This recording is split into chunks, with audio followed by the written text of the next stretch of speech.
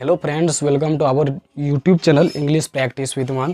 Friends, आज हम लोग सीखने वाले हैं कि हैज़ टू और हैव टू का यूज कहाँ करेंगे और किस तरह के सेंटेंस को बनाने के लिए और बोलने के लिए हम कहाँ पे हैज़ टू और कहाँ पे हैव टू का यूज करेंगे। तो क्लास शुरू करने से पहले सोनवीर मलिक सर का एक लाइन है जो कि मैं आप लोगों को भी सुनाना चाहूँगा। तो चलिए वो लाइन को पहले सुन लेते हैं, बोल देते हैं, उसके बाद हम क्लास को स्टार्ट करेंगे। तो हम स्टार्ट करते हैं। सारा जहाँ भी साथ दे तो और बात है, सारा जहाँ भी साथ दे तो और बात है, और आप ज़रा भी साथ दे तो और बात है। सारा जहाँ भी साथ दे तो और बात है, और आप लोग ज़रा भी साथ दे तो और बात है। चलने के लिए तो एक पैर से भी चल लेते हैं लोग, चलने के लिए तो एक पैर से भी चल लेते हैं लोग, पर दूसरा पैर भी साथ दे तो और बात है। कहने का मतलब, जितना मैं यहाँ पे जानता हूँ खुद से, जितना मुझसे होता है, जितना मैं जानता हूँ, जितना मेरे पास नॉलेज है, उतना मैं आप लोगों के साथ शेयर करता हूँ। तो उम्मीद करते कि आप लोग भी मुझे कुछ सिखाइए, क्योंकि मैं भी कोई टीचर नहीं हूँ।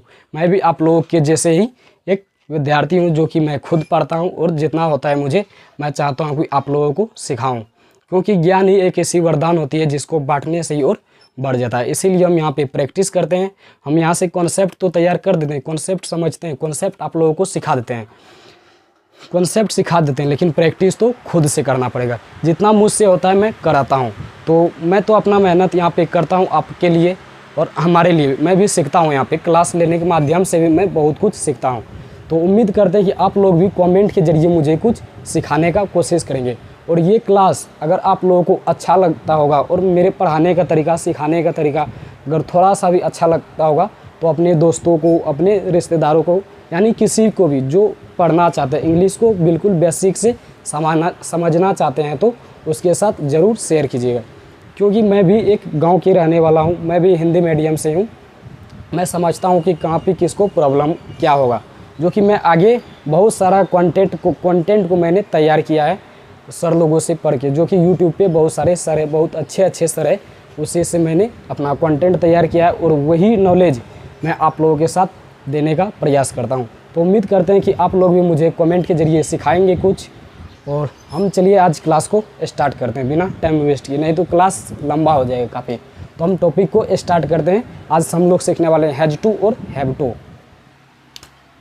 तो हम हेडिंग लिख देते हैं पहले, हैज़ टू, और यहाँ पे टू भी लिखेंगे, हैज़ टू और हैव टू। कहाँ पे हम हैज़ टू लगाएंगे, कहाँ पे हम हैव टू लगाएंगे, मतलब कैसे हम पहचानेंगे कि इस तरह के सेंटेंस को बनाने के लिए हम हैज़ टू और हैव टू का यूज करेंगे। हिंदी के सेंटेंस में ज़्यादा यानी लिखा रहेगा वहाँ पे, मुझे कोई काम करना है, कोई काम करना है या करना पड़ता है। कोई एक्शन को कोई व्यक्ति करेगा, करना है मतलब करना है और करना पड़ता है। तो यहाँ में हम लिख देते हैं ना है, लास्ट में आएगा ना है या पड़ता है। कैसे पहचानेंगे हम, उसके लास्ट में क्या आएगा हिंदी के सेंटेंस में, जब हम लोग ट्रांसलेशन करेंगे, बनाएंगे और बोलेंगे, तो जैसे हम कुछ सेंटेंस बोल के आप लोगों को पहले समझाते हैं, उसके बाद हम आगे बढ़ेंगे। जैसे मैं बोलना चाहूँगा, मुझे पढ़ना है या मुझे पढ़ना पड़ता है। तो पढ़ना है या पढ़ना पड़ता है, तो बात तो एक ही हुआ। मुझे जाना है या मुझे जाना पड़ता है, तो बात तो एक ही हुआ। जाना है या जाना पड़ता है, मतलब दोनों सेंटेंस का, दोनों वाक्य का अर्थ सेम है। यानी कहने का मतलब, मुझे जाना है या मुझे जाना पड़ता है, तो दोनों का सेंस एक ही है। तो इसलिए दोनों सेंटेंस को बनाने के लिए हम हैज़ टू और हैव टू का ही प्रयोग करेंगे। सभी हिंदी सेंटेंस में ना है लास्ट में आएगा या ता है आएगा। ये हैज़ टू और हैव टू जो कि प्रेजेंट में हम लोग पढ़ रहे हैं। उसके बाद हैड टू को हम लोग पास्ट में पढ़ेंगे, उसके बाद विल हैव टू को हम लोग फ्यूचर में पढ़ेंगे। जो हैज़ टू हैव टू को समझ लेगा वो हैड टू को समझ लेगा, और हैड टू को समझने के बाद हम लोग विल हैव टू को पढ़ेंगे। वैसे भी हैज़, हैव और हैड और विल हैव को हम लोग पहले पढ़ चुके हैं, इससे पिछले वाले क्लास में। अब इसी से रिलेटेड था, तो हम यहाँ पे हैज़ टू को पढ़ते हैं और हैव टू को, हैज़ टू हैव टू, उसके बाद हैड टू को पढ़ेंगे, उसके बाद विल हैव टू को पढ़ेंगे। तो यहाँ पे लिखने की क्या आवश्यकता है, आप लोग मुझे बताइए कि किसके साथ, कौन सा सब्जेक्ट के साथ हैज टू आएगा और कौन सा सब्जेक्ट के साथ हैव टू आएगा। जो मेरा क्लास यानी रेगुलर करता होगा शुरू से, यानी अगर पिछले क्लास वाला हैज टू में हैज हैव जहाँ पे पढ़ाए थे वहाँ पे लिखे थे कौन सा सब्जेक्ट के साथ हैज आएगा और कौन सा सब्जेक्ट के हैव, जो वहाँ लिखा है हैज यानी थर्ड पर्सन के सिंगुलर नंबर के साथ हैज आता है तो यहाँ पे हैज टू आएगा, और बाद बाकी सब्जेक्ट के साथ हैव आता है तो यहाँ पे हैव टू आएगा। तो क्या लिखने की ज़रूरत है, तो हो सकते हैं कि कोई नए व्यूअर आएंगे देखने के लिए, यानी नए स्टूडेंट जुड़ेंगे आज से, तो उसके लिए मुझे तो लिखना पड़ेगा क्योंकि वो नहीं जानेंगे। तो उम्मीद करते हैं कि कोई भी अगर आए तो शुरू मतलब पहला क्लास से देखिएगा तो सभी कुछ आसानी से समझ पाएंगे, क्योंकि मैंने बहुत ही आसान भाषा में समझाया है। तो हम यहाँ भी लिख देते हैं, टाइम नहीं लगेगा उसे। I we you he she it, यहाँ पे they, I we you he she it they, और कोई नाम यानी यहाँ पे PL मतलब प्लुरल नाउन, यहाँ पे SL मतलब सिंगुलर नाउन, कोई एक नाम, यहाँ कोई एक से अधिक नाम, इस सभी के साथ है जाएंगे। मतलब यहाँ पे क्या है तो हैज टू है तो हम हैज टू लिखेंगे, और ये सभी के साथ यहाँ पे ये प्लुरल होते हैं, यहाँ पे हैव टू आएंगे और यहाँ पे हैज टू आएंगे, HAS हैज टू। तो हमें यहाँ पे नेगेटिव बनाने के लिए डू और डज भी चाहिए, तो हम यहीं पे शॉर्ट में लिख देते। ये सब हम पहले बता चुके हैं लेकिन फिर भी मुझे यहाँ बताना पड़ रहा है, तो यहाँ भी हम लिख देते हैं। यहाँ पे डू आएगा, डू नॉट यानी मतलब हम डू नॉट शॉर्ट में लिख सकते हैं, यानी डू आता है इसके साथ, शॉर्ट में हम डू सीट पे लिखते हैं। I we you he she, I we you they और प्लुरल नाउन के साथ डू आएगा, और यहाँ पे डज आएगा, जो कि हम यहाँ पे लिख चुके हैं। क्योंकि जब हम स्ट्रक्चर लिखेंगे तो सिंपल स्ट्रक्चर में सिर्फ हैज टू और हैव टू आएंगे, लेकिन जब हम जैसे interrogative sentence, double interrogative sentence, interrogative negative sentence ये सब बनाएंगे तो वहाँ पे डू और डज की ज़रूरत पड़ेगा, जो कि यहाँ पे आई वी यू दे और प्लुरल नाउन के साथ हैव टू आएगा और ये डू आएगा, जो कि हम आगे स्ट्रक्चर में बताएंगे। उसके बाद ही सी इट और कोई सिंगुलर नाम, कोई एक नाम के साथ हैज टू आएगा और डज आएगा। ये सब हम पहले भी बता चुके हैं, क्योंकि थर्ड पर्सन के सिंगुलर नंबर के साथ हमेशा सिंगुलर वर्ब आते हैं, जो कि ये सब थर्ड पर्सन होते हैं, और ये बाद बाकी सब्जेक्ट के साथ हमेशा प्लुरल वर्ब होते हैं। ये हैव यहाँ पे प्लुरल है, यहाँ पे हैज सिंगुलर है, ये डू भी प्लुरल है, यहाँ पे डज भी सिंगुलर है। ये डू एक वर्ब होता है, डू मिस करना, ये वर्ब 1 प्लुरल वर्ब होते हैं। ये डू में एस या ES लग के वर्ब 5 बनता है, जिसको हम सिंगुलर वर्ब बोलते हैं। वर्ब 1 को प्लुरल वर्ब, वर्ब 5 को सिंगुलर वर्ब। इतना मैंने पहले ही बेसिक में कंप्लीट करा दिया है, और ये सब मैं पहले ही बता चुका हूँ। तो इसको हम बिना टाइम वेस्ट किए जल्दी से मिटा देते हैं। जो भी नए देखेंगे तो उसका भी अब क्लियर हो जाएगा, क्योंकि हम यहाँ पे बता चुके हैं। तो इसको हम मिटा देते हैं, बोर्ड को क्लीन कर दें। हेलो फ्रेंड्स, मैंने बोर्ड को क्लीन कर दिया है। चलिए अब जानते हैं कि स्ट्रक्चर, क्योंकि कोई भी सेंटेंस को बनाने के लिए स्ट्रक्चर को जानना बहुत ही ज़रूरी होता है। तो हम स्ट्रक्चर को लिखते हैं, उसके बाद एग्जांपल के माध्यम से समझेंगे। तो स्ट्रक्चर मेरे साथ साथ सभी लिखते रहिएगा। सब्जेक्ट हैज टू, यहाँ पे हैज लिख देते हैं, उसके बाद have plus to plus verb 1 plus object. इसमें ये बात ध्यान देनी है, अगर टू आया है तो टू के बाद हमेशा वर्ब 1 ही आएगा। हम जो हैज हैव पास के सेंस में पढ़े थे, तो यहाँ पे हैज हैव के बाद डायरेक्ट क्या आता था, ऑब्जेक्ट। लेकिन यहाँ पे हैज हैव के बाद टू आया, तब टू के बाद हमेशा वर्ब का फर्स्ट फॉर्म आएगा। क्यों? क्योंकि यहाँ पे वर्ब भी ज़रूरी है, यानी एक्शन होगा, यहाँ पे कोई काम होगा। मुझे जाना है, मुझे पढ़ना है, उसे खाना है, उसे दौड़ना है, उसे बैठना है, ये सब क्या हुआ, वर्ब। जिसके लास्ट में ना आता है वो वर्ब होता है ज़्यादातर। तो ये सब हम पहले बता चुके हैं। तो इसका हम नेगेटिव स्ट्रक्चर लिखते हैं। सब्जेक्ट, उसके बाद डू या does plus not plus have to, या प्लस हैव, या इस यहाँ पे प्लस लिख सकते हैं या नहीं भी लिख सकते हैं, बात एक ही होगा। Have to plus object, subject do या does, not plus have to या have plus to plus verb one plus object. उसके बाद हम इंट्रोगेटिव स्ट्रक्चर लिखते हैं। पहले डू डज को लिखते हैं, डू या does plus subject plus have to plus verb one plus object. इसमें प्रश्नवाचक चिन्ह देना पड़ेगा क्योंकि हम किसी से प्रश्न करेंगे। इसके बाद इसका हम नेगेटिव स्ट्रक्चर बनाते हैं, डू या does plus subject plus not plus have to plus verb one plus object. उसके बाद हम डबल इंट्रोगेटिव स्ट्रक्चर बनाते हैं, W H word plus do या does, W H word do या does plus subject plus have to plus verb one plus object. उसके बाद इसका भी negative structure, W H word plus do या does plus subject plus not plus have plus to या have to plus verb one plus object. ये रहा structure. इसको हम शॉर्ट में इसलिए लिख दिए हैं क्योंकि ये सब हम पहले बता चुके हैं। मतलब कहाँ पे क्या आएगा, जैसे सब्जेक्ट हैज या have to plus verb one plus object. और अगर इसका नेगेटिव जब बनाते हैं तो इधर ध्यान दीजिएगा, सब्जेक्ट के बाद डू या डज आता है। अगर सब्जेक्ट प्लुरल रहेगा तो डू आएगा, सब्जेक्ट सिंगुलर रहेगा तो डज आएगा। उसके बाद नॉट, उसके बाद जो हैज था यहाँ पे हैज नहीं आएगा। यानी सिंपल स्ट्रक्चर से जब हम आगे बढ़ेंगे, ये सब स्ट्रक्चर बनाएंगे इस तरह का सेंटेंस, वहाँ पे सिर्फ हैव टू आएगा। इतना ध्यान रखना, जो जैसे कि पास के अर्थ में हुआ था, हैज हैव को पढ़े थे, हैड को पढ़े थे, वही रूल यहाँ पे भी है।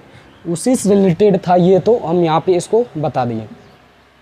उसके बाद डू या डज इंट्रोगेटिव बनाने के लिए पहले हम हेल्पिंग वर्ब लिखते हैं, उसके बाद सब्जेक्ट लिखते हैं। उसके बाद नॉट वाला नहीं लिखना था तो पहले हम हैव टू लिखे, उसके बाद वर्ब वन, उसके बाद ऑब्जेक्ट। उसके बाद इसको नेगेटिव बनाते हैं तो डू या डज को डू या डज, सब्जेक्ट का सब्जेक्ट, और सब्जेक्ट के बाद नॉट लिखते हैं, उसके बाद हैव टू, उसके बाद वर्ब वन, उसके बाद ऑब्जेक्ट। उसके बाद डबल इंट्रोगेटिव स्ट्रक्चर लिखने के लिए पहले हम डब्ल्यू एच वर्ड लिखते हैं, यानी डब्ल्यू एच फैमिली लिखते हैं। उसके बाद डू या डज लिखते हैं, उसके बाद सब्जेक्ट लिखते हैं, उसके बाद हैव टू लिखते हैं, उसके बाद वर्ब वन लिखते हैं, उसके बाद ऑब्जेक्ट। और इसका नेगेटिव बनाने के लिए डब्ल्यू एच वर्ड का डब्ल्यू एच वर्ड, डू या डज को डू या डज, सब्जेक्ट का सब्जेक्ट, सब्जेक्ट के बाद हम सिर्फ नोट लगा दिए, नोट के बाद हैव टू का हैव टू, उसके बाद वर्ब वन, ऑब्जेक्ट और ऑब्जेक्ट। जो कि ये स्ट्रक्चर होते हैं 6, जो कि मैं पहले से यही करा चुका हूँ। जिसको हैज हैव हैड जो नहीं देखें वो जाके देख लीजिए, क्योंकि वहाँ पे मैं बहुत ही बेहतरीन से समझाया है, और ये भी वैसे ही समझाया लगभग। तो अगर वो वीडियो को देखे होंगे तो ये काफ़ी अच्छे से समझ में, लिखते ही समझ में आ गया होगा। तो हम स्ट्रक्चर को क्लीन करते हैं, क्योंकि मेरे पास जगह नहीं है, बोर्ड छोटा है, इसलिए हम इसको क्लीन करते हैं। उसके बाद एग्जाम्पल के माध्यम से हम लोग समझेंगे। तो बोर्ड को हम क्लीन करते हैं, आप लोग इसको नोट कर लीजिएगा। हेलो फ्रेंड्स, मैंने बोर्ड को क्लीन कर दिया है। चलिए अब जानते हैं कि एग्जाम्पल के माध्यम से, क्योंकि मैंने स्ट्रक्चर तो लिख दिया, सभी उम्मीद करते हैं लिख लिए होंगे। तो जो स्ट्रक्चर देख के अभी आप लोग यहाँ पे बता सकते हैं, यानी बना सकते हैं। हम तो जानते हैं, हम यहाँ पे बताते हैं, आप लोग समझिएगा। तो हम एक छोटा सा एग्जांपल लेते हैं, मुझे जाना है। सिंपल सेंटेंस जो कि सभी को आसानी से समझ में आ जाए। मुझे जाना है, मुझे जाना है, या फिर इसको हम ऐसे भी लिखेंगे, मुझे जाना पड़ता है। यहाँ से हम पड़ता है,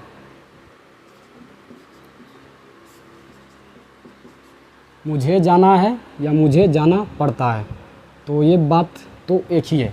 मुझे जाना है या मुझे जाना पड़ता है, कहने का मतलब अगर ये जाना है तो ना है, जो कि हम यहाँ पे लिखे, ना है। अगर पड़ता है तो पड़ता है, जो कि हम यहाँ लिखे। तो ये दोनों सेंटेंस का मतलब मीनिंग एक ही है, मुझे जाना है या मुझे जाना पड़ता है, तो बात तो एक ही है। तो पहले हम क्या करेंगे, सब्जेक्ट यहाँ पे क्या है, आई, मुझे का इंग्लिश आई के साथ हैज या आता है, हैव आता है, तो हैव आता है। तो यहाँ पे टू है, पढ़ता है या ना है, किस सेंस में, हैव टू लिखते हैं।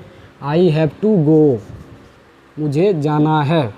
Subject have to, subject has या have to plus verb one. यहाँ पे सब्जेक्ट के अकॉर्डिंग जो आता है वही, हैज और हैव में जो आएगा वही लिखेंगे। यहाँ पे आई था तो हैव आया, अगर ही रहता तो हैज आता, सी रहता तो हैज आता है, इट रहता तो हैज होता, एक नाम रहता, जैसे नाम मेरा नाम है मोहन, अगर मोहन रहता तो हैज आता, और मोहन और सोहन एक से अधिक नाम रहते तो यहाँ पे हैव आते। लेकिन यहाँ पे क्या है, आई के साथ क्या आते, हैव, जो कि मैं लिख दिया है पहले ही। उसके बाद इसका हम नेगेटिव बनाते हैं, नेगेटिव सेंटेंस, मुझे जाना नहीं पड़ता है या मुझे नहीं जाना है। तो हम इसका इधर फिर जगह नहीं होगा, हिंदी अगर लिखेंगे तो इधर नहीं आएगा, तो डायरेक्ट हम इंग्लिश ही लिख देते हैं, हिंदी को हम बोल देंगे। तो मुझे जाना है, तो इसका नेगेटिव कैसे बोलेंगे, मुझे जाना नहीं है, मुझे जाना नहीं है, तो इसका हम डायरेक्ट इंग्लिश लिखते हैं, I do not. Do not को हम पहले ही बता चुके हैं, डोंट लिखते हैं, डू नॉट का short form don't. I don't have to go, I don't have to go.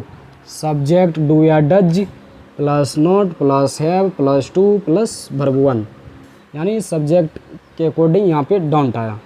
उसके बाद इंट्रोगेटिव सेंटेंस, मुझे जाना पड़ता है, मतलब ये वाला, मुझे नहीं जाना है या मुझे जाना नहीं है, मुझे जाना नहीं पड़ता है, ये इसका हुआ। अब इंट्रोगेटिव सेंटेंस बनाते हैं, क्या मुझे जाना है, तो उसके लिए पहले हम डू को आगे करेंगे, do I have to go, do I have to go, यहाँ पे हम प्रश्नवाचक चिन्ह लिखेंगे।